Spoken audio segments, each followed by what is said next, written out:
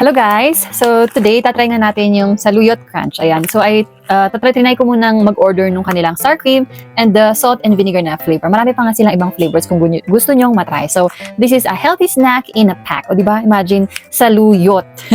So ang dami na nga ngayong, di ba, na yung mga vegetable na dried vegetable or vegetable chips, mga ganun. So ngayon, meron na ding Saluyot. O diba? We all know na napakarami din palang benefits ng or health benefits or magagandang nutrients na nakukuha natin sa saluyot na vegetable. And marami ngang may ayaw nito kasi nga syempre pag niluluto natin to, medyo ano siya, medyo madulas. Diba? Pero kumakain din talaga ako nun. Dati ayaw ko yun. Pero syempre nung nalaman ko nga na healthy daw yun, talagang kinakain ko rin and nasanay din nala ko. Sanayan din talaga ang pagkain ng mga vegetables. So kung ayaw nyo nga ng gulay, yan, meron na rin siyang chips. O diba? So itatry nga natin to ngayon. Unahin natin tong sour cream na flavor. Ayan. Marami pa silang ibang flavors. You can check it there below. Oh, marami rin pala siya. In fairness, ganyan siya, oh. Diba? So, let's try. Ang crunchy.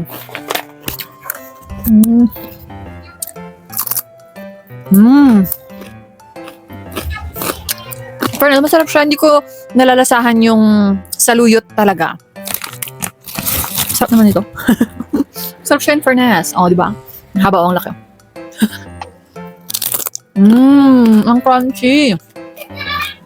In fairness. You should try this, guys. For sure, magustuhan din to ng... Sorry.